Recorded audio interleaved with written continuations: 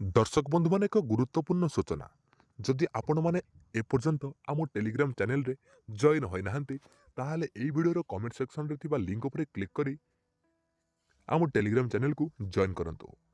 आपण माने आम टेलीग्राम चैनल रे सब प्रकार ओडिया हिंदी इंस्टाग्राम वायरल जते भी सब वायरल वीडियो आसुची आपण माने आमर से ग्रुप रे पाई परिबे।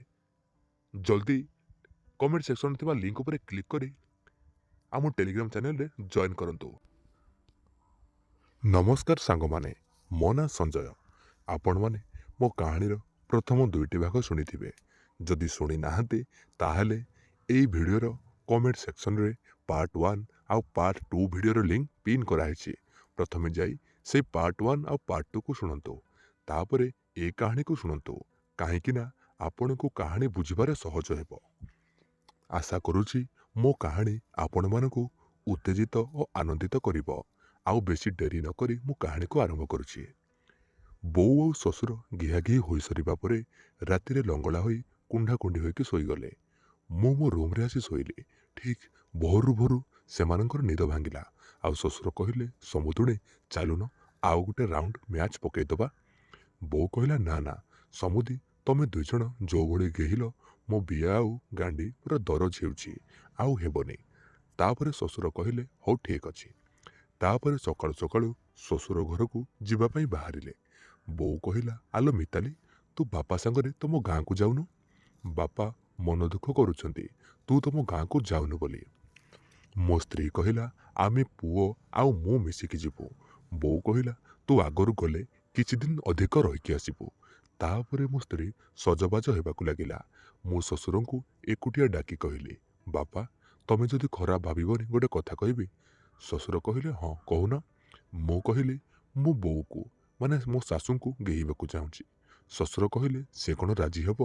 मु कहिली से कथा मु बुझिबी तमे चिंता करनी। तापरे ससुर कहिले हौ तमे जदि पटेकी गेही पारिबो ताहाले मु कौन पाई खराब भाबिबी। एहा शुणी मो खुशी कहिले न सरे। तापरे सेमानकु नेई बस रे बसई देकी आसिली।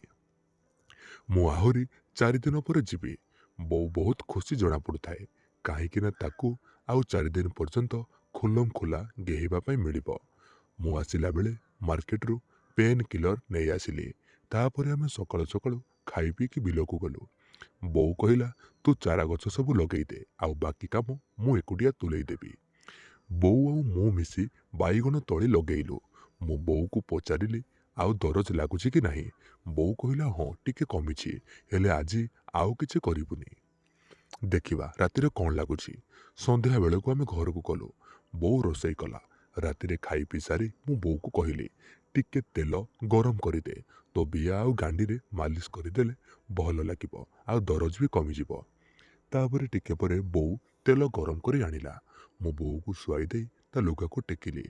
उषुम मुसुम तेल नेकी ता बालुआ बियारे मालिश करिबाकु लागिली। बोऊ मजा नेउथाए। किछि समय मालिश कला परे बोऊ को पेट माड़ी शुआइली। तेल तार मांसालिया गांडी मझिरे ढाली ता गांडी कणारे आंगुली पुरई घसीबाकु लागिली। मो आंगुली को ता गांडी कणारो घसी घसी नहीं ता बिया भितरे पुरई देउथिली। बोऊ गरम रे चित्कार करिबाकु लागिला। एई भଳି किछि समय मालिश कला परे बोऊर पानी बाहरी पड़िला। तापरे बोऊ मते शुआई देई मोर मुसलिया बांडरे गरम गरम तेल मालिश करिबाकु लागिला। गरम माने टिके हल्का हल्का उषुम तेल। किछि समय मालिश कला परे मोर मध्य बीच बाहरी गला। आउ आमे मा पुओ कुंडा कुंडी होइकी सोई पड़िलु। ता परदिन सकाळे बिलबाड़ी कामदाम करे कटिगला। संध्या बेलू करेन्ट चलीगला। बोऊ चुली रे रोसई करुथाए। बोऊ कहिला मोहम्बतीटा लगई दे भात खाइबा। तापर आमे खियापिया सारिलु। बोऊ और मु झाड़े पूरा ओदा। बोऊ कहिला बहुत गरम लागुछि कही से तार ब्लाउज को खोलिला। मोहम्बती आलुअरे बोऊ काखर कला कला बाल बहुत सुंदर लगुथाए। मु कहली बोऊ तू सतरे बाहरी सुंदरी। बोऊ टिके हसिला। बोऊ एपटे खट उपरे बसिथिला। मो बोऊर गोड़ तले बसिली। मो बोऊ को कहली बोऊ मु तो कड़े मुंड रखी शोइबी।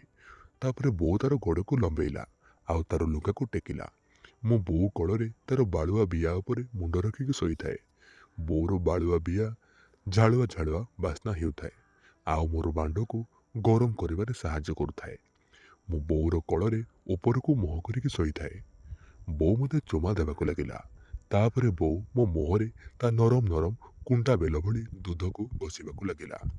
ମୋତେ ବହୁତ ମଜା ଲାଗୁଥାଏ। ମୋ ବୋଉର ଦୁଧ ଦୁଇଟାକୁ ପାଟିରେ ପୁରି ଚଷିବାକୁ ଲାଗିଲି। ବୋଉ ଧୀରେ ଧୀରେ ଗରମ ହେବାକୁ ଲାଗିଲା। ତାପରେ ମୁଁ କାନ୍ଥକୁ ଆଉଜିକି ବସି ପଡ଼ିଲି, ଆଉ ବୋଉ ମୋ ଆଗରେ ବସିଲା। ମୁଁ ଗୋଟେ ହାତରେ ତା ଦୁଧକୁ ଚିପିଲି, ଆଉ ଗୋଟେ ହାତରେ ତାର ବାଳୁଆ ବିଆରେ ଆଙ୍ଗୁଳି ମାରିଲି। ବୋଉ ତାର ହାତକୁ ଟେକି ମୋର ମୁଣ୍ଡକୁ ଧରିଥାଏ। ବୋଉର ବାଳୁଆ ବିଆ ପୁରା ଲାଳୁଆ ହୋଇଗଲା। ଏବେ ମୁଁ ବୋଉକୁ ତଳେ ଶୁଆଇଲି, ଆଉ ବୋଉର ମୁହଁ ଉପରେ ହାମୁଡ଼ି ରହିଲି। ତା ପାଟିରେ ମୁଁ ମୋର ବାଣ୍ଡ ପୁରେଇ ଗେଇଲି। ବୋଉ ଗଳ୍ପ ଗଳ୍ପ ହାଲକା ହାଲକା ଶବ୍ଦ କରୁଥାଏ। କିଛି ସମୟ ବୋଉର ପାଟିରେ ଗେଇବା ପରେ ମୁଁ ବୋଉର ଦୁଇ ଗୋଡ଼କୁ ଫାଡ଼ି ତାର ବାଳୁଆ ବିଆକୁ ଜିଭ ପୁରେଇ ଚାଟିବାକୁ ଲାଗିଲି। ବୋଉ ମୋର ମୁଣ୍ଡକୁ ତା ବିଆ ଉପରେ ମାଡ଼ି ଧରିଥାଏ, ଆଉ ଚିତ୍କାର କରୁଥାଏ। କିଛି ସମୟ ବିଆ ଚାଟିବା ପରେ ମୁଁ ମୋର ମୁଷଳିଆ ବାଣ୍ଡକୁ ତା ବିଆରେ ପୁରେଇ ଗେହିବାକୁ ଲାଗିଲି। ବୋଉ ଖୁବ୍ ମଜାରେ ଆଖି ବନ୍ଦ କରି ଆନନ୍ଦ ନେଉଥାଏ। ତାପରେ ମୁଁ ବୋଉକୁ କଡ଼େଇ ଶୁଆଇଦେଲି, ଆଉ ତାର ଗୋଟେ ହାତରେ ଲମ୍ବେଇକି ରଖିଲି, ଆଉ ଗୋଟିଏ ଗୋଡ଼ ଟେକି ମୋର କାନ୍ଧ ଉପରେ ରଖି ଗେହି ଚାଲିଲି।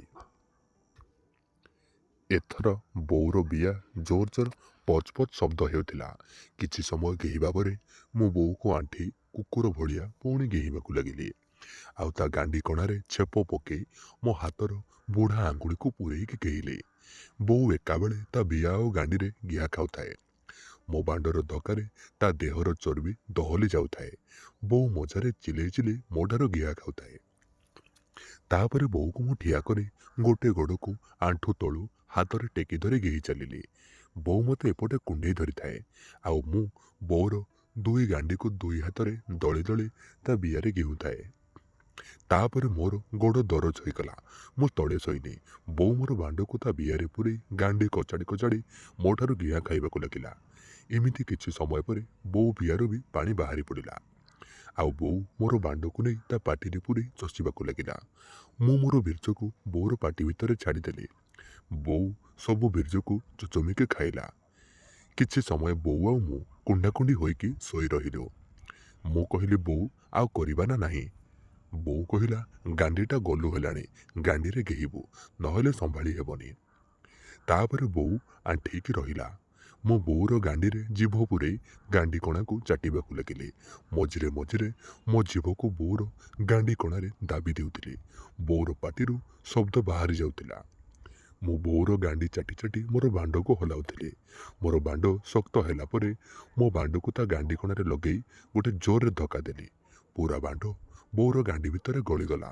ବୋଉ ପୁରା ଚିତ୍କାର କରି ଉଠିଲା। କହିଲା, ଆସ୍ତେ ଆସ୍ତେ ପୁରଉନୁ, ବାହାରି କାଟୁଛି। ତାପରେ ମୁଁ ବୋଉର ଗାଣ୍ଡିରେ ଗେହିବାକୁ ଲାଗିଲି।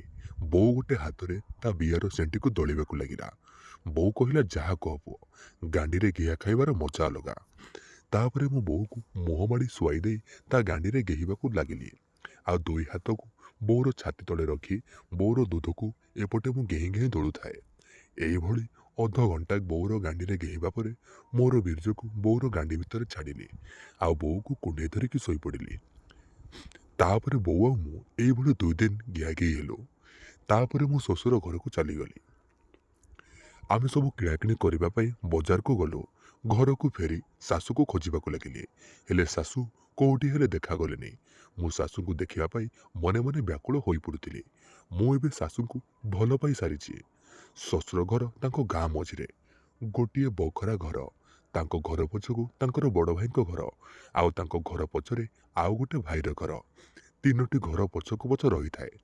ମୋ ଶ୍ୱଶୁର ତାଙ୍କ ଘର ଆଗପଟେ ଦାଣ୍ଡକୁ ଲାଗିଥାଏ। ତାଙ୍କ ଭାଇମାନଙ୍କ ମଧ୍ୟରୁ ଯିବା ପାଇଁ ଘର କାନ୍ଥରେ ଗୋଟେ ହାତେ ଓସାରର କନ୍ଦି ରାସ୍ତା ଥାଏ। 3ଟି ଘର ପଛକୁ ଆମ ରୋଷେଇ ଘର, ଆଉ ତା ପଛରେ ଗାଧୁଆ ଘର। ଯଦି କେହି ଗାଧୁଆ ଘରକୁ ଯାଏ, ତାହେଲେ ରୋଷେଇ ଘରେ ଲୁଗା ବଦଳି ଯିବାକୁ ପଡ଼େ। ମୁଁ ଦାଣ୍ଡ ଘରେ ବସି ଟିଭି ଦେଖୁଥାଏ। ଶାଶୁ ଆସି ଖାଇବାକୁ ଡାକିଲେ। ଆମେ ବାରିପଟ ରୋଷେଇ ଘରକୁ ଖାଇବାକୁ ଗଲୁ। ମୁଁ ଖାଉଥାଏ। ଶାଶୁ ପାଖରେ ବସି ଘର କଥା ପଚାରୁଥାନ୍ତି। ସେହି ସମୟରେ ଶ୍ୱଶୁରଙ୍କର 2 ଭଉଣୀ ଆସିକି ପହଞ୍ଚିଲେ। ବଡ଼ ପିଉସୀ ଶାଶୁ ଗୋରୀ ଆଉ ମୋଟି, ନାଁଟି ତାଙ୍କର ବିନି। ଆଉ ସାନ ପିଉସୀ ଶାଶୁ ତାଙ୍କଠୁ ଟିକେ କମ୍ ମୋଟି, ହେଲେ ଗୋରୀ ଆଉ ସୁନ୍ଦରୀ, ନାଁଟି ତାଙ୍କର ଟିକି। ଶ୍ୱଶୁର ଘରେ ବେଶ ଗହଳି ଚହଳି ହେଲା। ରାତିରେ ଶୋଇବାକୁ ଗୋଟେ ଚିନ୍ତା ଲାଗିଲା ଯେ କିଏ କୋଉଠି ଶୋଇବେ। ଦାଣ୍ଡ ଘରେ ସାନ ପିଉସୀ ଶାଶୁ, ଶ୍ୱଶୁର ଆଉ ମୁଁ ଶୋଇଲୁ। ଆଉ ବାରିପଟେ ରୋଷେଇ ଘରେ ଥିବା ମୋ ସ୍ତ୍ରୀ, ଶାଶୁ ଆଉ ମୋର ବଡ଼ ପିଉସୀ ଶାଶୁ ଶୋଇଲେ। ରାତି 11ଟା ବେଳକୁ ମୁଁ ବାରିପଟକୁ ପରିସ୍ରା କରିବାକୁ ଗଲି। ଦେଖିଲି ରୋଷେଇ ଘର କବାଟ ବନ୍ଦ ହୋଇନି, ସେମାନେ ଖୋଲା ରଖିକି ଶୋଇଥିଲେ। ମୁଁ ଘର ଭିତରକୁ ଗଲି, ଅନ୍ଧାର ହୋଇଥାଏ। ମୁଁ ଜାଣିନଥାଏ ଯେ କିଏ କୋଉଠି ଶୋଇଛି। ମୁଁ ମନେ ମନେ ଭାବିଲି, ଯାଉଛି ମୋ ସ୍ତ୍ରୀକୁ ଗୋଟେ ରାଉଣ୍ଡ ଟ୍ରିପ୍ ପକେଇଦେବି। ମୁଁ ଅନ୍ଧାରରେ ମୋର ବଡ଼ ପିଉସୀ ଶାଶୁଙ୍କ ଉପରେ ମାଡ଼ି ବସି ତାଙ୍କୁ ଚୁମା ଦେବାକୁ ଲାଗିଲି। ସେ ପୁରା ଚମକି ପଡ଼ିଲେ, ହେଲେ ପାଟିତୁଣ୍ଡ କିଛି କଲେନି। ଖାଲି ମୋତେ ଚିମଟା ଚିମଟି କରି ଠେଲିବାକୁ ଲାଗିଲେ। ହେଲେ ମୁଁ ଜମାରୁ ଛାଡ଼ୁନଥିଲି। ତାଙ୍କର ଦୁଧକୁ ଜୋରଦାର ତଳିବାକୁ ଲାଗିଲି। ମୋ ଶାଶୁ ଶୋଇନଥିଲେ। ସେ ଜାଣିପାରି କହିଲେ, ପୁଅ କ'ଣ ଦରକାର କି? ମୁଁ ଡରିଗଲି ଆଉ ବାହାରକୁ ଚାଲି ଆସିଲି। ମୁଁ ପିଉସୀ ଶାଶୁଙ୍କୁ ମାଡ଼ି ବସି ଚୁମା ଦେବା କଥା ମୋ ଶାଶୁ ଜାଣିଗଲେ। ତା ପରଦିନ ସକାଳୁ ଆମେ ସବୁ ମନ୍ଦିର ଯିବା ପାଇଁ ବାହାରିଲୁ। ମୋ ଶାଶୁ ଆଉ ପିଉସୀ ଶାଶୁ ମୋତେ ଦେଖିକି ମୁରୁକି ମୁରୁକି ହସିଲେ। ଆମେ ସମସ୍ତେ ମିଶି ମନ୍ଦିର ଗଲୁ। ସେଠି ପୂଜା ପାଠ ଆଉ ଭୋଜି ଭାତ ସରିବା ବେଳକୁ ଦିନ ଗୋଟାଏ ହୋଇଗଲା। ଆମେ ଭୋଜି ଖାଇସାରି ଘରକୁ ଫେରିଲୁ। ରାତିରେ ଆଉ ଘରେ ରୋଷେଇ ହେଲାନି। ଭୋଜି ବଳକା ହୋଇଥିବାରୁ ଆମେ ବଳକା ଭୋଜି ଖାଇ ଶୋଇବାକୁ ଗଲୁ। ରାତିରେ ଉଠି ମୁଁ ବାରିପଟକୁ ଗଲି। ଅନ୍ଧାର ହୋଇଥାଏ। କନ୍ଦିରେ ଥାଇକି ଦେଖିଲି ବାରିପଟେ କେହି ଜଣେ ବାହାରକୁ ଆସିଛି, ହେଲେ କିଏ ବୋଲି ମୁଁ ଜାଣିପାରିଲିନି।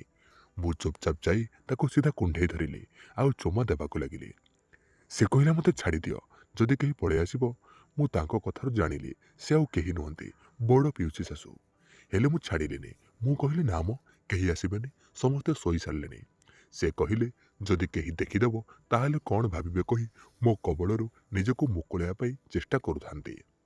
ମୁଁ କହିଲି, ତମେ ପାଟି କରନି। ତାପରେ ମୁଁ ତାଙ୍କର ବ୍ଲାଉଜ ଉପରୁ ତାଙ୍କର ବଡ଼ ବଡ଼ ଦୁଧକୁ ଚିପିଲି। ଏଥର ସେ ଚୁପଚାପ ମୋ ହାତର ମଜା ନେଉଥିଲେ। ଆଉ ତାପରେ ମୁଁ ତାଙ୍କର ଲୁଗାକୁ ଟେକି ତାଙ୍କ ଚଡ଼ି ଭିତରେ ହାତ ପୁରେଇ ତାଙ୍କ ବିଏକୁ ସାଉଁଳିବାକୁ ଲାଗିଲି। ସେ ଧୀରେ ଧୀରେ ଚିତ୍କାର କରିବାକୁ ଲାଗିଲେ। ମୁଁ କହିଲି, ଟିକେ ଧୀରେ ଧୀରେ ପାଟି କର, ନହେଲେ କେହି ଶୁଣିବ। ଠିକ୍ ଏହି ସମୟରେ ମୋ ଶାଶୁ ଉଠି କବାଟ ଖୋଲିଲେ। ମୁଁ ତୁରନ୍ତ ତାଙ୍କୁ ଛାଡ଼ିଦେଇ ଗାଧୁଆ ଘରେ ପଶିଗଲି। ମୋ ଶାଶୁ କହିଲେ, କ'ଣ ହେଲା, ବାହାରେ କାହିଁକି ଠିଆ ହୋଇଛୁ?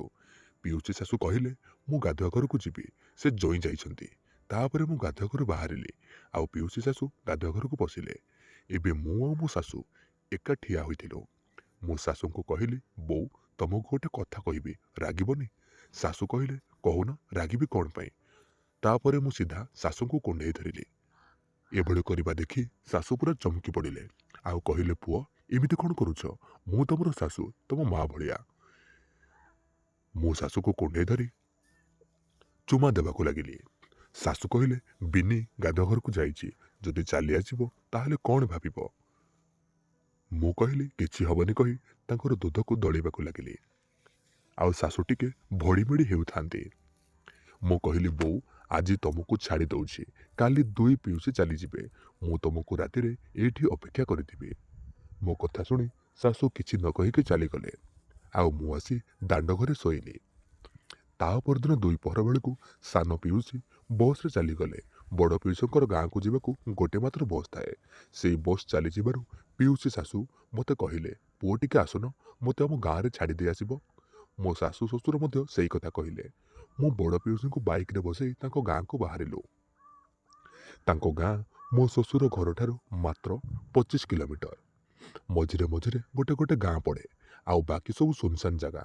ମୁଁ ଗାଡ଼ି ଚଲାଉଥିଲି ଆଉ ପିଉସୀ ଶାଶୁ ପଛରେ ବସିଥାନ୍ତି। ମୁଁ ମୋର ବାମ ହାତକୁ ତାଙ୍କ ଜଙ୍ଘରେ ଆଉଁସିଲି। ସେ କହିଲେ, ପୁଅ, ଏ ରାସ୍ତା ଉପରେ ଏମିତି କଲେ ଲୋକେ କ'ଣ ଭାବିବେ? ଘରକୁ ଚାଲ, ସେଇଠି ଯାହା କରିବା କଥା କରିବ। ଏ କଥା ଶୁଣି ମୁଁ ପୁରା ଖୁସି ହୋଇଗଲି। ଘଣ୍ଟାଏ କାଳ ଗାଡ଼ି ଚଲେଇବା ପରେ ଆମେ ଯାଇ ତାଙ୍କ ଘରେ ପହଞ୍ଚିଲୁ। ତାଙ୍କ ଘରେ କେହି ନଥାନ୍ତି।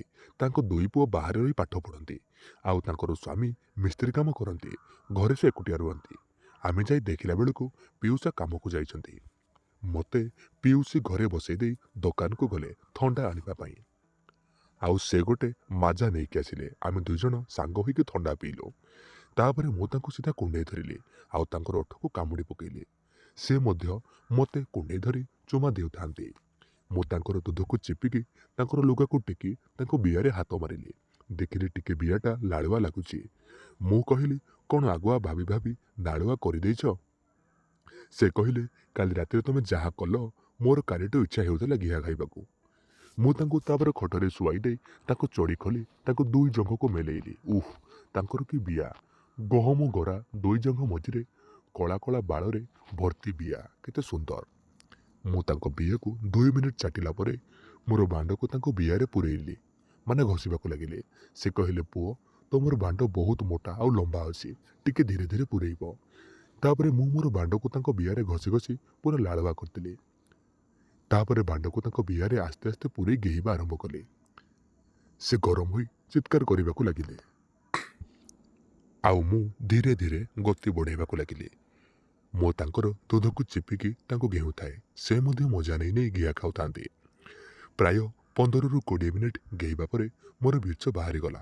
ମୁଁ ସବୁ ବୀର୍ଯ୍ୟକୁ ତାଙ୍କ ଜଙ୍ଘ ଉପରେ ପକେଇଲି। ଆଉ ଶ୍ୱଶୁର ଘରକୁ ଫେରିଆସିଲି।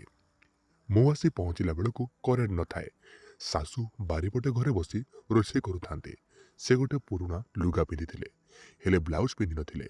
ତାଙ୍କ ଦେହର ଚର୍ବି ଅଣ୍ଟାରେ ଥାକ ଥାକ ହୋଇ ବେଶ୍ ଆକର୍ଷଣୀୟ ଦେଖାଯାଉଥାଏ। ସେ ଦେଖିବାକୁ ଶ୍ୟାମଳୀ, ଆଉ ଟିକେ ମୋଟି। ତାଙ୍କ ଦେହର ଝାଳ ବୁନ୍ଦା ସବୁ ଟିପି ଟିପି ହୋଇ ବୋହି ଯାଉଥାଏ। ସେ ରୋଷେଇ କରି ସାରି ମୋତେ ଖାଇବାକୁ ଦେଲେ। ମୁଁ ଖାଇସାରି ଦାଣ୍ଡ ଘରକୁ ଚାଲିଗଲି। ତାପରେ ସେମାନେ ଖିଆପିଆ ସାରି ଶୋଇବାକୁ ବ୍ୟବସ୍ଥା କଲେ। ଶ୍ୱଶୁର ଆଉ ମୁଁ ଦାଣ୍ଡ ଘରେ ଶୋଇଲୁ। ଶାଶୁ ଆଉ ମୋ ସ୍ତ୍ରୀ ରୋଷେଇ ଘରେ ଶୋଇଲେ। ମୁଁ ଠିକ୍ ରାତି 12ଟା ବେଳେ ବାରିପଟକୁ ଯାଇ ଶାଶୁଙ୍କୁ ଅପେକ୍ଷା କରିଥାଏ। ମୁଁ ଅଧଘଣ୍ଟା ଅପେକ୍ଷା କଲା ପରେ ଭାବିଲି, ସେ ବୋଧେ ଆସିବେନି, ଯାଉଛି ପଳେଇବି। ମୁଁ ଯିବାକୁ ବାହାରିଲା ବେଳକୁ ସେ ଆସିଲେ। ସେ କେବଳ ଲୁଗା ପିନ୍ଧିଥିଲେ, ଆଉ ଭିତରେ କିଛି ନାହିଁ। ସେ ଆସିବା କ୍ଷଣି ମୁଁ ସିଧା ତାଙ୍କୁ କୁଣ୍ଡେଇ ଧରି ଚୁମା ଦେବାକୁ ଲାଗିଲି। ସେ ମୋତେ କହିଲେ, ପୁଅ, ଯାହା କରିବ ଜଲ୍ଦି କର, ନହେଲେ କେହି ପଳେଇ ଆସିବ। ମୁଁ କହିଲି, ଠିକ୍ ଅଛି। ତାଙ୍କ ଲୁଗାକୁ ଆଡ଼େଇ ତାଙ୍କ ଦୁଧକୁ ମୁଁ ଚଷିବାକୁ ଲାଗିଲି। ସେ ମୋର ମୁଣ୍ଡକୁ ଆଉଁସି ଦେଉଥାନ୍ତି। ତାପରେ ମୁଁ ତାଙ୍କର ବିଆକୁ ଆଙ୍ଗୁଳିରେ ଘଷିବାକୁ ଲାଗିଲି। ସେ ଜୋର ଜୋର ନିଶ୍ୱାସ ଛାଡ଼ିଲେ। ତାପରେ ମୁଁ ତାଙ୍କୁ ନଈ ରହିବାକୁ କହିଲି। ସେ ସେମିତି ନଇଲା ପରେ ମୁଁ ତାଙ୍କ ପଛରୁ ତାଙ୍କ ବିଆରେ ଛେପ ଲଗେଇ ବାଣ୍ଡକୁ ପୂରେଇଲି, ଆଉ ଧକ୍କା ମାରିବାରେ ଗେହିବାକୁ ଲାଗିଲି। ସେ ଆଣ୍ଠୁରେ ହାତ ଦେଇ ନଇଁକି ରହିଥାନ୍ତି। ପ୍ରାୟ 15 ମିନିଟ୍ ଗେହିବା ପରେ ତାଙ୍କର ପାଣି ବାହାରି ପଡ଼ିଲା। ସେ କହିଲେ, ସେତିକି ଥାଉ, ମୁଁ ଆଉ ନେଇପାରିବିନି। ତମର ଯେଉଁ ଭଳିଆ ମୁସଳିଆ ବାଣ୍ଡ ହୋଇଛି, ମୋ ବିଆ ବହୁତ କଷ୍ଟ ହେଉଛି। ତାପରେ ସେ ଯାଇ ମୋର ସ୍ତ୍ରୀ ପାଖରେ ଶୋଇପଡ଼ିଲେ। ମୁଁ ତାଙ୍କ ପାଖକୁ ଗଲି। ସେ ପଚାରିଲେ, ପୁଣି କ'ଣ ହେଲା? ମୁଁ କହିଲି, ମୋର ବାହାରିନି। ସେ କହିଲେ, ମୋର ସରିଗଲା। ମୁଁ କହିଲି, ମୁଁ ତୁମକୁ କରିବିନି, ତମ ଝିଅକୁ କରିବି। ତମେ ଶୋଇଲା ଭଳି ନାଟକ କର। ତାପରେ ଶାଶୁ ଶୋଇବାର ଅଭିନୟ କଲେ। ମୁଁ ମୋ ସ୍ତ୍ରୀକୁ ଉଠେଇଲି। ସେ କହିଲା, କ'ଣ ହେଲା, ଏତେ ରାତିରେ ଡାକୁଛ? ମୁଁ କହିଲି, ଚାଲୁନ ଟିକେ ଘିଆଘି ହବା। ସେ ମନା କରୁଥିଲା, ହେଲେ ମୁଁ ତାକୁ ଜୋର ଜବରଦସ୍ତି ପୁରା ଲଙ୍ଗଳା କରିଦେଲି। ଆଉ ତା ଗୋଡ଼ ଦୁଇଟାକୁ ଫାଡ଼ି ତା ବିଆକୁ ଚାଟି ଚାଟି ତାକୁ ପୁରା ଗରମ କଲି। ସେ ଗରମ ହେଲା ପରେ କହିଲା, ଆଉ ସମ୍ଭାଳି ହେଉନି, ଏବେ ଗେହି ଦିଅ। ମୁଁ ତା ବିଆରେ ବାଣ୍ଡ ପୂରେଇ ଗେଇବା ଆରମ୍ଭ କଲି। ଶାଶୁ ଆମର ଘିଆଘି ଦେଖୁଥାନ୍ତି, ହେଲେ ଶୋଇବାର ଅଭିନୟ କରୁଥିଲେ। ଆମ ଘିଆଘି ଦେଖି ସେ ପୁଣି ଗରମ ହୋଇଗଲେ। ପ୍ରାୟ 10 ମିନିଟ୍ ଚୋର ଚୋରି ଗେହିବା ପରେ ମୋର ବୀର୍ଯ୍ୟ ବାହାରିଲା। ମୁଁ ସବୁ ବୀର୍ଯ୍ୟକୁ ମୋ ସ୍ତ୍ରୀର ବିଆ ଭିତରେ ଛାଡ଼ିଲି। ସେ ଚୁପଚାପ ଶୋଇପଡ଼ିଲା। ମୁଁ ତାକୁ ଟିକେ ଘୁଚେଇ ଦେଇ ଶାଶୁ ଆଉ ସ୍ତ୍ରୀ ମଝିରେ ଶୋଇଲି। ଶାଶୁ ଗରମ ହୋଇକି ଥିଲେ। ମୁଁ ତାଙ୍କର ଦୁଇ ଜଙ୍ଘକୁ ମେଲେଇ ଧରି ତାଙ୍କ ବିଆକୁ ଚାଟିବାକୁ ଲାଗିଲି। ଆଗରୁ ଗୋଟେ ଥର ଘିଆଘି ହୋଇଥିବାରୁ ତାଙ୍କ ବିଆରୁ ମାଦକ ଭରା ବାସ୍ନା ଆସୁଥାଏ, ଆଉ ସେଇ ବାସ୍ନାରେ ମୋର ବାଣ୍ଡ ପୁରା ଠିଆ ହେଲା। ମୁଁ କହିଲି, ବୋଉ, ତମେ ଏବେ ମୋ ଉପରେ ବସ। ସେ ମୋର ବାଣ୍ଡକୁ ତାଙ୍କ ବିଆରେ ପୂରେଇ ଉଠବସ ହେବାକୁ ଲାଗିଲେ। ମୁଁ ତାଙ୍କର ଜଙ୍ଘ ଆଉ ଗାଣ୍ଡି ବିଚକୁ ଆଉଁସି ଆଉଁସି ଦେଉଥାଏ। ତାପରେ ସେ ମଧ୍ୟ ଟିକେ ହାଲିଆ ହୋଇଗଲେ, ଆଉ ମୁଁ ତାଙ୍କୁ କୁକୁର ଭଳିଆ ଆଣ୍ଠେଇ ରହିବାକୁ କହିଲି। ସେ କୁକୁର ଭଳିଆ ଆଣ୍ଠେଇ ରହିଲେ। ମୁଁ ତାଙ୍କ ପଛରୁ ଆଣ୍ଠେଇ ଗେହିବାରେ ଲାଗିଲି। ମୁଁ ଗୋଟେ ଆଙ୍ଗୁଳିରେ ତାଙ୍କ ଗାଣ୍ଡି କଣାକୁ ଘଷିବାକୁ ଲାଗିଲି, ଆଉ ଛେପ ପକେଇ ତାଙ୍କ ଗାଣ୍ଡି କଣାରେ ମୋର ବୁଢ଼ା ଆଙ୍ଗୁଳି ପୂରେଇଲି। ଶାଶୁଙ୍କୁ ମଜା ଲାଗିଲା। ସେ କହିଲେ, ପୁଅ, ଗାଣ୍ଡିରେ ଆଙ୍ଗୁଳି ପଶିଲେ କେତେ ମଜା ଲାଗୁଛି। ମୁଁ କହିଲି, ଯଦି ବାଣ୍ଡ ପୂରେଇବ ତାହେଲେ ଆହୁରି ମଜା ଲାଗିବ। ସେ କହିଲେ, ନା ନା, ଗାଣ୍ଡିରେ ବାଣ୍ଡ ପୂରେଇଲେ କଷ୍ଟ ହେବ। ମୁଁ ଆଗରୁ କେବେ ଗାଣ୍ଡିରେ ଘିଆ ଖାଇନି। ମୁଁ କହିଲି, ମୁଁ ଗୋଟେ ଟ୍ରିକ୍ ଜାଣିଛି, ସେମିତି କଲେ କଷ୍ଟ ହେବନି। ତମେ ଆମ ଗାଁକୁ ଆସିଲେ କରିବା। ଏତି କହି ମୁଁ ଜୋର ଜୋର ଗେହିବାକୁ ଲାଗିଲି। କିଛି ସମୟ ଗେହିବା ପରେ ତାଙ୍କର ପାଣି ବାହାରିଗଲା। ଆଉ ଶାଶୁ କହିଲେ, ମୋର ପାଣି ବାହାରିବ, ଚାଲ ବାହାରକୁ ପଳେଇବା। ଆମେ ବାହାରକୁ ଗଲୁ। ମୁଁ ତାଙ୍କୁ ଗୋଟେ ଗୋଡ଼କୁ କାହା ହାତରେ ଟେକି ଧରି ତାଙ୍କୁ କୁଣ୍ଢେଇ ପୁଣି ଗେହିବାକୁ ଲାଗିଲି, ଆଉ ତାଙ୍କ ବିଆରୁ ପିଚ୍ ପିଚ୍ ହୋଇ ଗରମ ଗରମ ପାଣି ବାହାରି ପଡ଼ିଲା। ଆଉ ମୋର ବାଣ୍ଡ ଆଉ ଦୁଇ ଗୋଡ଼ ଓଦା ହୋଇଗଲା। ତାପରେ ମୋର ମଧ୍ୟ ପାଣି ବାହାରି ପଡ଼ିଲା। ମୁଁ ସବୁ ପାଣିକୁ ତଳେ ପକେଇଲି। ତାପରେ ବୋଉ କହିଲେ, ତମର ଏତେ ବଡ଼ ମୁସଳିଆ ବାଣ୍ଡରୁ ଘିଆ ଖାଇବାକୁ ବହୁତ ମଜା ଲାଗୁଛି। ତାପରେ ସେ ମୋ ସ୍ତ୍ରୀ ପାଖରେ ଶୋଇଲେ। ମୁଁ ଯାଇ ମୋର ଶ୍ୱଶୁର ପାଖରେ ଶୋଇଲି। ତା ପରଦିନ ଆମେ ଗାଁକୁ ଚାଲି ଆସିଲୁ। ଆମକୁ ଦେଖି ବୋଉ ବହୁତ ଖୁସି ହୋଇଗଲା। ବୋଉ ଘରେ ଏକୁଟିଆ ଥିଲା। ମୁଁ ବିଲ ଆଡ଼େ ବୁଲିବାକୁ ଗଲି। ମୋତେ ବଡ଼ ପିଉସୀ ଶାଶୁ ଫୋନ୍ କଲେ। କହିଲେ, ତମ ବାଣ୍ଡରୁ ଯେଉଁ ମଜା ପାଇଛି, ମୋର ସବୁଦିନ ତମ କଥା ମନେ ପଡ଼ୁଛି। ମୁଁ କହିଲି, କେତେବେଳେ ଗୋଟେ ଆମ ଗାଁ ଆଡ଼େ ବୁଲିବାକୁ ଆସ। 2-4 ଦିନ ରହିକି ଚାଲିଯିବ। ଆଉ ତମ ବିଆର ଗୋଲ ବି ମରିବ। ସେ କହିଲେ, ହଉ, ସୁବିଧା ସୁଯୋଗ ଦେଖିକି ଯିବି।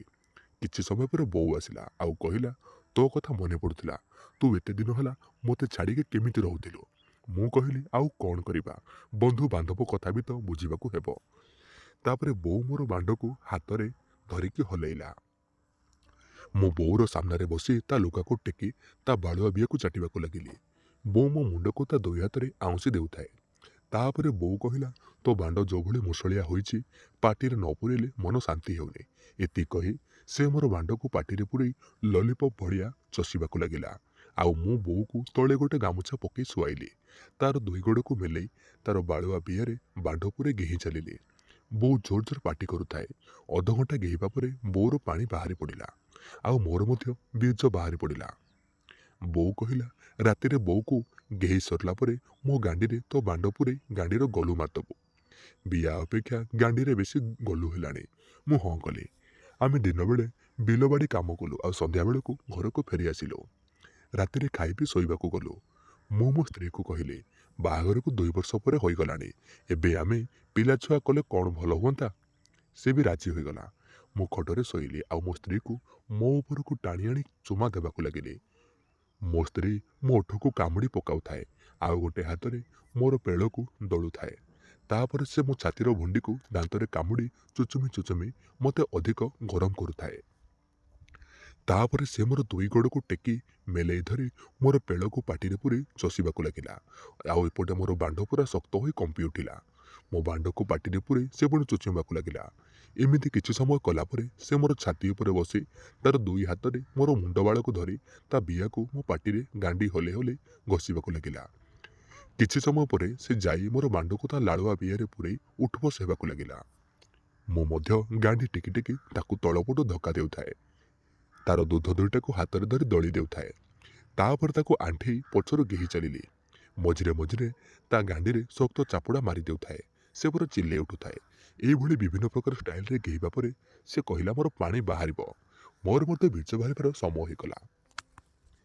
ମୁଁ ତାକୁ ତଳେ ଶୁଆଇ ତାର ଦୁଇ ଗୋଡ଼କୁ ଟେକି ଜୋରରେ ଗେହି ଚାଲିଲି। ସେ ତା ଦୁଇ ଗୋଡ଼କୁ ମୋ ଅଣ୍ଟାରେ ଛନ୍ଦି ଧରିଥାଏ। ସେ କ'ଣ କଲା ନା, ତା ଆଙ୍ଗୁଳିରେ ଛେପ ପୁଳାଇ ନେଇ ମୋ ଗାଣ୍ଡି କଣାରେ ଲଗେଇକି ଭିତରକୁ ପୁରେଇ ଦେଲା। ମୁଁ ତା ଉପରେ ଶୋଇ ତାକୁ ଏମିତି ଗେହୁଥାଏ। ସେ ତା ହାତ ନେଇ ମୋ ଗାଣ୍ଡିରେ ପୁରେଇ ଗିଆ ଖାଉଥିଲା। ତାର ପାଣି ବାହାରିଗଲା। ଆଉ ମୁଁ 10 ମିନିଟ୍ ଗେହିବା ପରେ ସବୁ ବୀର୍ଯ୍ୟକୁ ତା ବିଆ ଭିତରେ ଛାଡ଼ି ମୋର ବାଣ୍ଡକୁ ତା ବିଆ ଭିତରେ ଦାବି ରଖିଲି। ତାପରେ ମୋ ବାଣ୍ଡକୁ ବାହାର କରି ପାଖରେ ଶୋଇପଡ଼ିଲି। ସେ ଏପର୍ଯ୍ୟନ୍ତ ତା ବିଆକୁ ହାତରେ ଚାପି ଧରିଲା, ଯେମିତି ସବୁ ବୀର୍ଯ୍ୟ ତା ବିଆ ଭିତରେ ରହିବ। ଆଉ ମୋ ମୁହଁ ଉପରେ ତା ବିଆକୁ ମେଲେଇ ରଖିଲା। ମୁଁ ତା ବିଆରୁ ବହି ଆସୁଥିବା ସବୁ ବୀର୍ଯ୍ୟକୁ ପାଟିରେ ଧରି ତା ଓଠରେ ଓଠ ମିଶାଇ ତାକୁ ମୋ ପାଟିରେ ଥିବା ବୀର୍ଯ୍ୟକୁ ଖୁଆଇଲି। ଆଉ ସେ ସବୁ ଖାଇଦେଇ ମୋ ମୁହଁକୁ ଚାଟି ଚାଟି ସଫା କଲା। ତାପରେ ସେ ଶୋଇପଡ଼ିଲା। ମୁଁ ଉଠି ଗାଧୁଆ ଘରକୁ ଗଲି। ବୋଉ ମୋତେ କୁଣ୍ଢେଇ ମୋ ଦେହକୁ ଚାଟିବାକୁ ଲାଗିଲା। ମୁଁ କହିଲି, ତୋ ବୋହୂ ଆଜି ମୋ ବାଣ୍ଡରୁ ସବୁ ବୀର୍ଯ୍ୟକୁ ଖାଲି ଖାଲି କରିଦେଇଛି। ଯାହା ଲାଗୁଛି ଆଉ କିଛି ବାକି ନାହିଁ। ମୋତେ ବି ହାଲିଆ ଲାଗୁଛି। ବୋଉ ମୋତେ ଗରମ କରିବାର ଉପାୟ ଜଣାଥିଲା। ସେ କହିଲା, ତୁ ତଳେ ଶୋ। ମୁଁ ତଳେ ଶୋଇଲି। ବୋଉ ମୋ ଉପରେ 69 ପୋଜିସନରେ ତାର ବିଶାଳ ଗାଣ୍ଡିକୁ ମୋ ମୁହଁ ଉପରେ ଲଦି ତା ବାଳୁଆ ବିଆକୁ ମୋ ପାଟିରେ ଘଷିବାକୁ ଲାଗିଲା। ତା ବିଆର ମାଦକ ଭରା ବାସ୍ନାରେ ମୁଁ ପୁଣି ଗରମ ହେବାକୁ ଲାଗିଲି। ଆଉ ବୋଉ ମୋର ବାଣ୍ଡକୁ ଚୁଚୁମି ଚୁଚୁମି ଶକ୍ତ କରିଲା। ଆଉ ମୋର ବାଣ୍ଡକୁ ତା ଗାଣ୍ଡିରେ ପୁରେଇ ଉଠବସ ହେବାକୁ ଲାଗିଲା। ବୋଉ ତା ଦୁଇ ହାତକୁ ପଛପଟକୁ ଭରା ଦେଇ ମୋ ବାଣ୍ଡକୁ ତା ଗାଣ୍ଡିରେ ପୁରେଇ ଗିହା ଖାଉଥିଲା।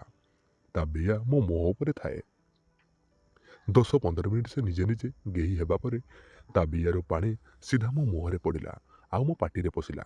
ଆଉ ବୋଉର ଗାଣ୍ଡି ଭିତରଟା ଗରମ ଲାଗିବାରୁ ମୁଁ ସବୁ ବୀର୍ଯ୍ୟକୁ ବୋଉର ଗାଣ୍ଡି ଭିତରେ ଛାଡ଼ିଦେଲି। ତାପରେ ଆମେ ଶୋଇଗଲୁ। ଏମିତି କିଛି ଦିନ ପରେ ମୋ ଶାଶୁ ଆମ ଘରକୁ ବୁଲିବାକୁ ଆସିଥିଲେ। ମୁଁ ତାଙ୍କୁ ରହିବା ପାଇଁ କହିଲି। ସେ ମୋର ବାଣ୍ଡରୁ ଗିହା ଖାଇବାକୁ ବ୍ୟାକୁଳ ଥିଲେ। ହେଲେ ଘରେ ବୋଉ ମଧ୍ୟ ମୋର ଭାଣ୍ଡକୁ ଅନେଇକି ଅପେକ୍ଷା କରିଥାଏ। ମୁଁ ମନେ ମନେ ଭାବିଲି, ଯଦି ମୁଁ ବୋଉ ଆଉ ଶାଶୁଙ୍କୁ ଏକାବେଳେ ଗେହିବି ବହୁତ ମଜା ହେବ। ହେଲେ କେମିତି? ବୋଉ ସିନା କିଛି ଭାବିବନି, ହେଲେ ଶାଶୁ ବୋଉକୁ ଖରାପ ଭାବିବେ। ବୋଉ ଶାଶୁ ନଜରରେ ତଳକୁ ଖସିଯିବ। ମୁଁ ମନେ ମନେ ଗୋଟେ ପ୍ଲାନ୍ କଲି। ଆଉ ମୁଁ ଅପେକ୍ଷା କରିଥାଏ। ଆମେ ବୋଉ, ମୁଁ, ଶାଶୁ ମିଶି ବିଲକୁ ଗଲୁ। ସନ୍ଧ୍ୟାବେଳକୁ ମୁଁ ବୋଉ ଆଉ ଶାଶୁକୁ ଡାକି କହିଲି, ତମ ଦୁଇଜଣଙ୍କୁ ଗୋଟେ କଥା କହିବି। ସେମାନେ କହିଲେ, କହୁନୁ, କ'ଣ କହିବୁ? ମୁଁ କହିଲି, ମୁଁ ତୁମ ଦୁଇଜଣଙ୍କୁ ଗେହିବାକୁ ଚାହୁଁଛି। ତମ ଦୁଇଜଣଙ୍କୁ ଦେଖିଲେ ମୁଁ ସମ୍ଭାଳି ପାରୁନି। ମୁଁ ଦୁଇଜଣଙ୍କୁ ଆଗରୁ ଗେହି ସରିଛି, ହେଲେ କେହି କାହା କଥା ଜାଣିନାହାନ୍ତି। ସେଥିପାଇଁ ମୁଁ ଏମିତି ନାଟକ କଲି। ସେମାନେ ମୋ କଥା ଶୁଣି ଟିକେ ନୀତିବାଣୀ ଶୁଣାଇବାକୁ ଲାଗିଲେ। ହେଲେ ମୁଁ କିଛି ନ ଶୁଣି ତାଙ୍କୁ କହିଲି, ମୁଁ କିଛି ଜାଣିନି। ତମେ ଦୁଇଜଣ ମୋତେ ଗେହିବାକୁ ଦେବ ନା ନାହିଁ କୁହ, ନହେଲେ ମୁଁ ପାଗଳ ହୋଇଯିବି। ଏଇଭଳି ବିଭିନ୍ନ ପ୍ରକାର କଥା କହି ଅବୁଝା ହେବାରୁ ସେମାନେ ଚିନ୍ତାରେ ପଡ଼ିଗଲେ। ଶେଷରେ କହିଲେ, ହଉ ଠିକ୍ ଅଛି, ହେଲେ ଏଇ କଥା ଆମ ତିନିଜଣଙ୍କ ଛଡ଼ା ଯେମିତି ଆଉ କେହି ନ ଜାଣନ୍ତି। ମୁଁ କହିଲି, ଠିକ୍ ଅଛି, ଯଦି ତମେ ସତରେ ରାଜି ତାହେଲେ ତମ ଦୁଧ ଖାଇବାକୁ ଦିଅ। ତମ ଦୁଇଜଣଙ୍କର ଦୁଧ ଖାଇବା ପରେ ମୁଁ ଜାଣିବି ଯେ ତମେ ଦୁଇଜଣ ସତରେ ରାଜି ବୋଲି। ତାପରେ ସେମାନେ ତାଙ୍କର ଲୁଗାକୁ କାନି ଉପରୁ ବ୍ଲାଉଜ ଉପରୁ ଖସେଇ ତାଙ୍କ ବ୍ଲାଉଜକୁ ଖୋଲି ଦୁଧକୁ ବାହାର କଲେ। ଆଉ ମୋ ମୁଣ୍ଡକୁ ଚାରିପଟେ ଚାରିଟା ଦୁଧ ମାଡ଼ି ଦେଇ ଘଷିବାକୁ ଲାଗିଲେ। ମୁଁ ଚାରିଟା ଦୁଧ ମଝିରେ ମୋ ମୁହଁ ଥିବାରୁ ମୋତେ ଅଣନିଶ୍ୱାସୀ ଲାଗୁଥାଏ, ଆଉ ମଜା ବି ଲାଗୁଥାଏ। ମୁଁ ପାଳି କରି କରି ଚାରୋଟି ଯାକ ଦୁଧକୁ ଖାଇଲି। ତାପରେ ବୋଉ କହିଲା, ହଉ ଚାଲ ଏବେ ଘରକୁ ଯିବା, ରାତିରେ ଗିହାଗିହି ହେବା। ଆମେ ଘରକୁ ଆସିଲୁ। ମୁଁ ମଧ୍ୟ ବ୍ୟାକୁଳ ଥାଏ ଶାଶୁ ଆଉ ବୋଉକୁ ଏକା ସାଙ୍ଗରେ ଗେହିବା ପାଇଁ। ରାତିରେ ଖାଇ ପିଇ ସାରି ଶୋଇବାକୁ ଗଲୁ। ଶାଶୁ କହିଲେ, ମୁଁ ସମୁଦୁଣୀ ପାଖରେ ଶୋଇବି। ବୋଉ ଆଉ ଶାଶୁ ବୋଉ ରୁମ୍ରେ ଶୋଇଲେ। ମୁଁ ଆଉ ମୋ ସ୍ତ୍ରୀ ଆମ ରୁମ୍ରେ ଶୋଇଲୁ। ଆଜି କିନ୍ତୁ ମୋର ସ୍ତ୍ରୀକୁ ଗେହିବା ପାଇଁ ଇଚ୍ଛା ନଥାଏ। ମୋ ସ୍ତ୍ରୀ ଜିଦ୍ଦି କରିବାରୁ ରାଜି ହେଲି। ଆମେ ଦୁଇଜଣ ପରସ୍ପରକୁ ମୁହଁ କରି କୁଣ୍ଢାକୁଣ୍ଢି ହୋଇକି ଶୋଇଥିଲୁ। ମୋ ସ୍ତ୍ରୀ ଗୋଟେ ଗୋଡ଼ ମୋ ଉପରେ ଲଦି ମୋତେ କୁଣ୍ଢେଇ ଧରି ଚୁମା ଦେଉଥାଏ। ମୁଁ ମୋର ଗୋଟେ ହାତରେ ମୋର ବାଣ୍ଡକୁ ତା ବିଆରେ ଘଷି ଘଷି ପୁରେଇଲି, ଆଉ ତାକୁ ଗେହିବାକୁ ଲାଗିଲି। ପ୍ରାୟ 10 ମିନିଟ୍ ଗେହିବା ପରେ ମୋର ସବୁ ବୀର୍ଯ୍ୟକୁ ତା ବିଆ ଭିତରେ ଛାଡ଼ିଲି। ଆଉ ସେ ଶୋଇପଡ଼ିଲା। ମୁଁ ଉଠି ବୋଉ ରୁମ୍କୁ ଗଲି। ସେଠି ସେମାନେ ମୋତେ ଅପେକ୍ଷା କରିଥିଲେ। ମୁଁ ତାଙ୍କୁ କୁଣ୍ଡେଇ ଧରି ଚୁମା ଦେବାକୁ ଲାଗିଲି। ସେମାନେ ମଧ୍ୟ ମୋର ଦୁଇ ଗାଲକୁ ଚୁମା ଦେଉଥିଲେ। ତାପରେ ସେମାନେ ବସି ପଡ଼ିଲେ, ଆଉ ମୁଁ ତାଙ୍କର ଚାରିଟା ଦୁଧକୁ ପାଟିରେ ପୁରେଇ ଚଷିବାକୁ ଲାଗିଲି। ଆଉ ତାପରେ ସେମାନେ ମୋତେ ତଳେ ଶୁଆଇଲେ। ମୋ ଶାଶୁ ମୋ ମୁହଁ ଉପରେ ବସି ତାଙ୍କ ବିଆକୁ ମୋ ପାଟିରେ ଘଷିବାକୁ ଲାଗିଲେ। ଆଉ ବୋଉ ମୋର ବାଣ୍ଡକୁ ହାତରେ ଧରି ପାଟିରେ ପୁରେଇ ଚଷିବାକୁ ଲାଗିଲା। କିଛି ସମୟ ପରେ ବୋଉ ମୋ ମୁହଁ ଉପରେ ବସି ତା ବିଆକୁ ମୋ ପାଟିରେ ଘଷିଲା, ଆଉ ମୋ ଶାଶୁ ମୋର ବାଣ୍ଡକୁ ପାଟିରେ ପୁରେଇ ଚଷିବାକୁ ଲାଗିଲେ। ତାପରେ ବୋଉ ମୋର ବାଣ୍ଡକୁ ତା ବିଆରେ ପୁରେଇ ମୋ ଉପରେ ଉଠବସ ହେବାକୁ ଲାଗିଲା। ଆଉ ମୋ ଶାଶୁ ଏପଟେ ମୋ ପାଟିରେ ବିଆ ଘଷି ଘଷି ପାଣି ଛାଡ଼ିଲେ। ମୋ ଶାଶୁ ଟିକେ ବିଶ୍ରାମ ନେଲେ। ତାପରେ ବୋଉ ଶାଶୁଙ୍କର ଗୋଡ଼ ଟେକି ତାଙ୍କ ବିଆକୁ ହାତରେ ଘଷିବାକୁ ଲାଗିଲା। ଆଉ ମୁଁ ବୋଉକୁ ଏପଟେ ଗେହି ଚାଲିଲି। କିଛି ସମୟ ବୋଉକୁ ଗେହିବା ପରେ ଶାଶୁ ଡାକିଲେ। ଏବେ ମୁଁ କାନ୍ଥରେ ଆଉଜିକି ବସିଥାଏ।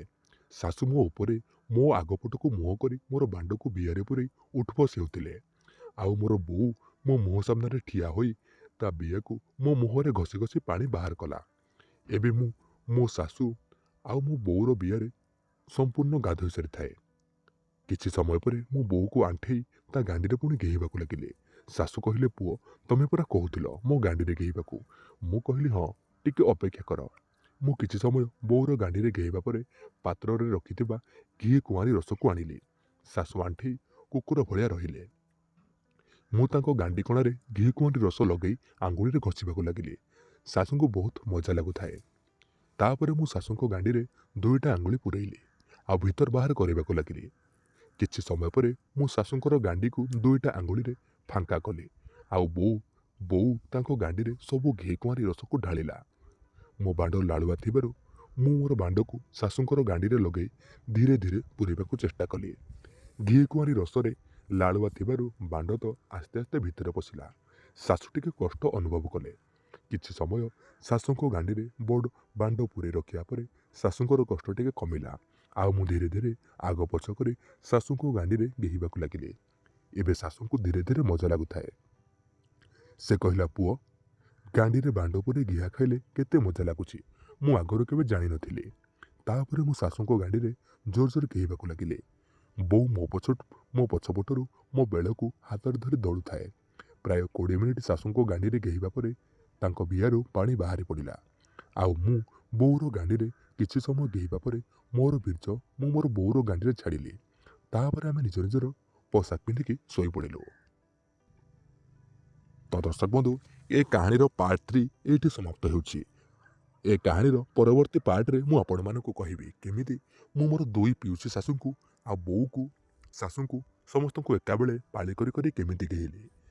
ପାର୍ଟ 4 ଦେଖିବା ପାଇଁ ଆପଣମାନେ ଆମ ଚ୍ୟାନେଲକୁ ସବସ୍କ୍ରାଇବ୍ କରି ରଖନ୍ତୁ। ପାର୍ଟ 4 ବହୁତ ଜଲ୍ଦି ଆପଣମାନେ ଆମ ଚ୍ୟାନେଲରେ ପାଇଯିବେ। ଆଜି ପାଇଁ ଏତିକି, ରହୁଛି। ଦେଖା ହେବା ପାର୍ଟ 4ରେ। ଧନ୍ୟବାଦ।